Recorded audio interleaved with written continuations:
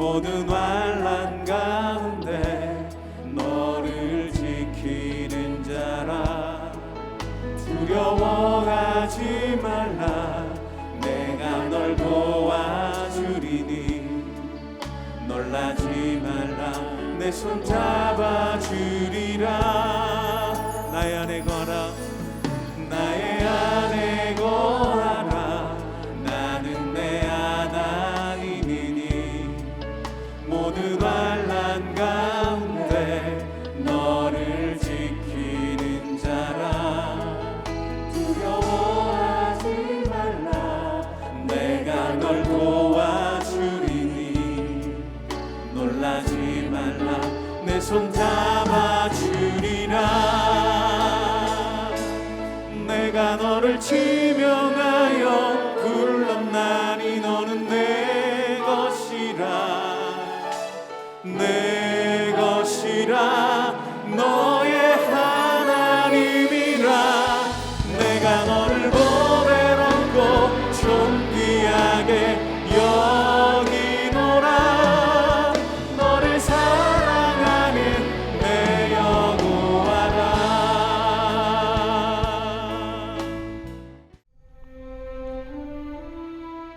너희는 마음에 근심하지 말라.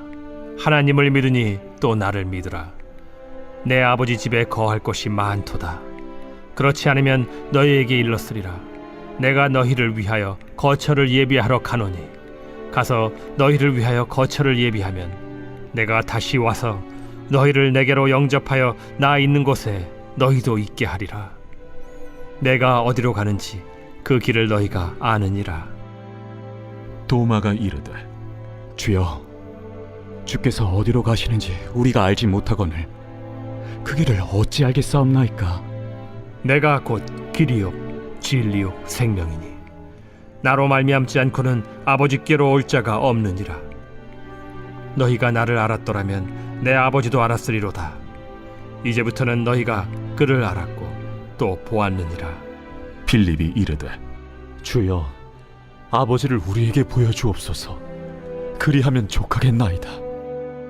빌립아, 내가 이렇게 오래 너희와 함께 있으되 네가 나를 알지 못하느냐? 나를 본 자는 아버지를 보았거늘 어찌하여 아버지를 보이라 하느냐?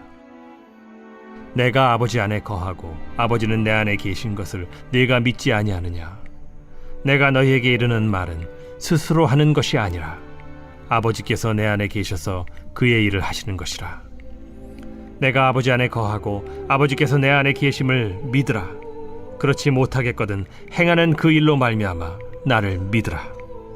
내가 진실로 진실로 너희에게 이르노니 나를 믿는 자는 내가 하는 일을 그도 할 것이요 또한 그보다 큰 일도 하리니 이는 내가 아버지께로 감이라.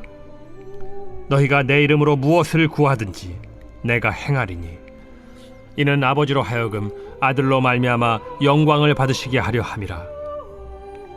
내 이름으로 무엇이든지 내게 구하면 내가 행하리라. 사랑하는 성도 여러분, 안녕하세요. 이 아침에도 하나님의 말씀을 통해 은혜를 경험하는 시간 되기를 축복합니다. 오늘부터 새벽 예배 설교 부문은 다시 요한복음 14장의 내용부터 시작하게 됩니다. 이 요한복음 14장의 내용은요, 이전 13장 31절부터 시작해서 예수님의 첫 번째 고별 설교가 진행되는 부분입니다. 14장 1절을 예수님이 이 말씀으로 시작하십니다. 너희는 마음에 근심하지 말라. 하나님을 믿으니 또 나를 믿으라.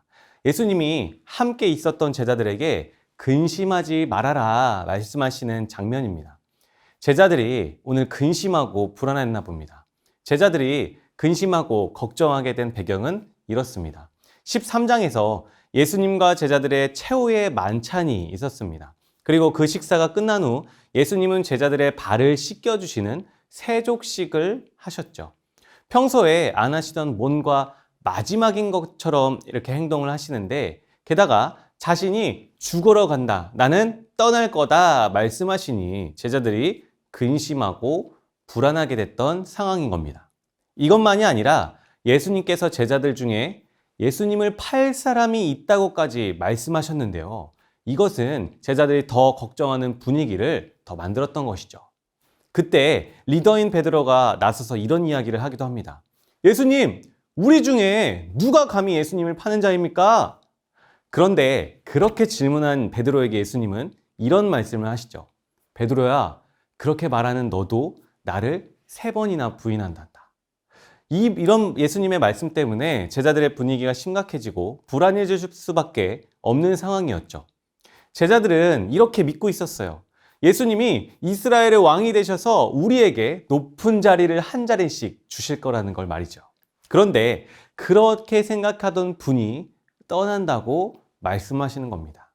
이러한 배경들 때문에 제자들은 걱정하게 됐고, 그렇게 근심하는 제자들에게 예수님이 너희는 마음에 근심하지 말아라 말씀하시는 겁니다.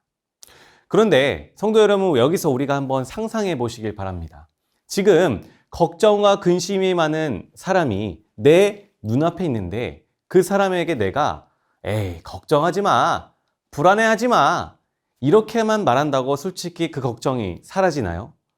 절대 사라지지 않습니다. 그러면 어떻게 해야 근심이 사라지는 걸까요? 내가 한 말 때문에 불안해하는 그 사람에게 뭘 어떻게 해줘야 그 사람의 불안이 사라지는 걸까요? 답은 어렵지 않습니다. 그 근심이 사라질 만한 조건과 약속과 보상 또는 대답을 해줘야 그 사람의 근심이 사라지는 것이죠. 아주 쉽습니다. 예를 들어 볼게요. 근심하는 제자들에게 예수님이 이렇게 말씀하셨다면 제자들은 걱정하지 않았을 거예요. 요한아, 내가 떠날까봐 걱정이니? 그럼 내가 안 떠날게. 그러면 근심하지 마렴. 베드로야, 너가 나를 배신할까봐 불안하니? 걱정 마. 내가 너를 붙잡아 줄 테니까 근심하지 마. 이렇게 조건과 보상과 약속을 보장해줘야 그 불안이 사라지고 근심이 사라지는 건 당연한 거예요. 그런데 예수님은 뭔가 공감을 잘 못하시는 것처럼 보일 수 있습니다. 근심하지 마 말씀하시고 그 다음에 이렇게 이어서 말씀하시죠. 14장 2절 말씀에 내 아버지 집에 거할 곳이 많도다. 그렇지 않으면 내가 너희에게 일렀으되 내가 너희를 위하여 거처를 예배하러 가노니 말씀하십니다. 아니, 예수님이 제자들에게 근심하지 말라 말씀하셨으면 제자들이 정말 걱정하는 것들을 없애주셔야 걱정이 사라지는 거잖아요. 내가 떠나는 게 걱정되니? 그럼 안 떠날게. 너가 날 배신할까 걱정되니? 그럼 부인하지 않게 해줄게. 이런 식으로 걱정하는 그 문제 요소를 없애주셔야 근심이 사라지는 거지. 예수님은 생뚱맞게 근심하지 말아라. 내 아버지 집에 거할 것이 많단다.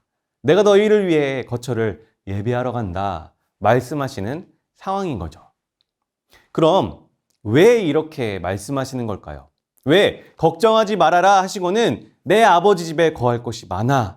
내가 너희를 위한 집을 예비할게. 이렇게 말씀하시는 걸까요? 정말 예수님이 공감을 잘 못하셔서 이렇게 말씀하시는 걸까요? 예수님께서 근심하지 말라 말씀하시고 내 아버지 집에 거할 곳이 많아. 내가 너희를 위해 거처를 예배할게 하신 이 말씀을 하신 주님의 마음을 알기 위해서는 이걸 한번 이해해 보셔야 됩니다. 우리에게도 많은 불안과 근심들이 있죠.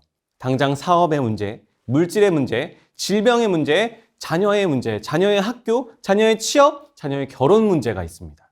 그럼 우리는 그 문제를 놓고 기도하게 되죠. 그러면 그 기도 제목을 어떻게 하면 해결할 수 있을까요? 내가 당장 돈이 없으면 주님이 돈을 주셔야죠. 내 자녀가 학교를 못 가고 있으면 주님이 학교를 보내주셔야죠. 자녀가 취업을 못하고 있으면 주님이 취업을 시켜주셔야죠. 이렇게 주님이 문제 요소를 해결해 주셔야 근심하지 말아라. 이 말이 납득이 되는데 삶의 문제들로 인해 기도 제목이 많은 우리에게 그렇게 해서 주님께 부르짖는 우리에게 얘들아 걱정하지 마. 내 아버지 집에 거할 곳이 많아. 내가 너희를 위해 거처를 예비할게. 이렇게 대답하시는 상황입니다. 다르게 한번 질문 드려볼게요. 그럼 정말 예수님께서 내게 돈을 주셨습니다. 돈을 주세요. 그럼 내 근심은 이제 사라질까요? 정말 주님이 내 자녀의 학교를 붙게 해주셨어요. 그럼 이제 우리 가정의 불안은 다 사라질까요?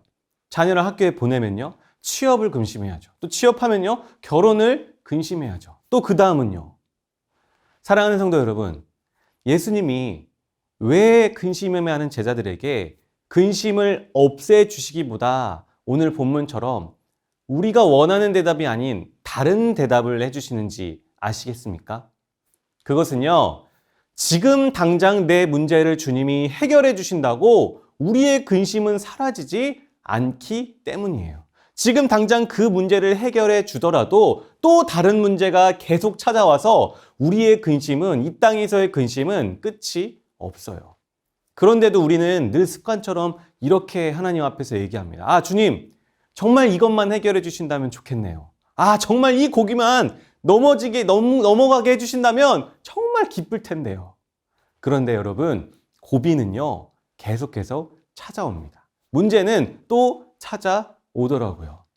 그렇기 때문에 주님께서는 문제를 겪는 우리에게 이렇게 답해 주시는 게 아닙니다. 내가 이 문제를 해결해 줄 테니까 걱정 마. 이거는요, 진짜 해결, 진짜 해답, 궁극적인 정답이 아니기 때문에 예수님이 그렇게 말씀하시는 거예요. 진짜 위로, 그게 아니라 얘들아, 지금 눈앞에 있는 이 문제를 해결해 주는 게 진짜 해답이 되진 않아. 지금 문제가 해결되는 게 너희에게 진짜 참 위로를 주지 않아. 그걸 뛰어넘는 진짜 해결책이 있단다. 정말 큰 위로가 있단다. 그것은 바로 내가 지금 너희를 위하여 준비하는 집, 바로 하나님 나라 천국이란다. 이 말씀을 오늘 우리에게 해주시는 겁니다. 사랑하는 성도 여러분, 이거야말로, 이 하나님 나라 천국이야말로 근심하는 우리에게 주님이 주시는 진짜 위로인 줄 믿습니다. 내 아버지 집에 거할 곳이 많도다. 그 천국에서의 예수님과의 영원한 교제, 하나님과의 회복, 영원한 생명, 이것이야말로 예수님이 근심하는 우리에게 주시고 싶으신 궁극적인 해결책과 위로인 것이죠. 근심하지 말라. 왜? 내 아버지 집에는 너희가 거할 곳이 많단다. 오늘 본문을 통해 걱정하는, 근심하는 우리에게 주시는 주님의 위로인 줄 믿습니다. 한 가지 예를 들고 말씀을 마치겠습니다. 어린아이들은요, 부모님이 출근하려 할 때 부모님의 발목을 잡습니다. 그게 왜 그러는 걸까요? 우리 엄마 아빠가, 내가 사랑하는 엄마 아빠가 내 눈에서 사라지는 게 싫은 거예요. 그때에 부모님이 이 아이의 근심을 해결하는 방법은 무엇일까요? 오, 그래, 알았어. 엄마가, 아빠가 오늘 회사 안 갈 테니까 엄마랑 같이 있자. 이게 해결이 될까요? 아닙니다. 오히려 오늘 엄마가, 아빠가 갔다 오면서 너가 좋아하는 음식 치킨 많이 사올 테니까 조금만 참고 다시 만나자. 아빠는 너를 떠나는 게 아니니까 걱정하지 마. 다녀올게. 약속할게. 이게 진짜 자녀에게 줄 수 있는 해결책인 것이죠. 이것이 주님의 오늘의 대답과 똑같습니다.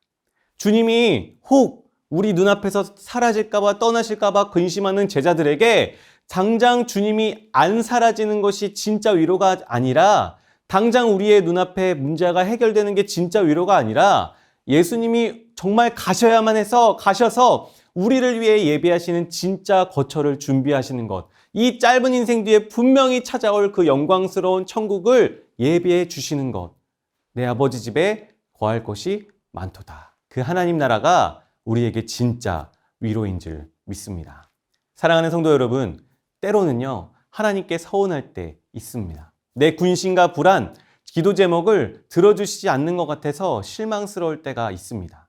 그렇지만 주님은요, 여전히 우리에게 말씀하십니다. 얘야, 내 아버지 집에 거할 곳이 많단다. 내가 너를 위해 천국을 예배하고 있단다. 아이들이 밖에서 신나게 놀다가도 부모님이 부르면 돌아갈 집이 있는 것처럼, 우리가 이 땅에서 하루하루 치열하게 살다가도 아버지가 부르시면, 하늘 아버지가 부르시면 언제든 돌아갈 그 집, 영원한 집이 있다는 그 사실이 주님이 오늘 말씀을 통해 우리에게 들려주시는 참 위로인 줄 믿습니다. 오늘 하루도 우리의 삶에는 근심이 있을 거예요. 오늘 하루도 벅찬 삶이 우리 가운데 있을 수 있습니다. 하지만 그것이 다가 아닌 줄 믿습니다. 이를 뛰어넘는 진짜 위로, 천국의 소망이 오늘도 사랑하는 성도님들에게 있는 줄을 믿습니다.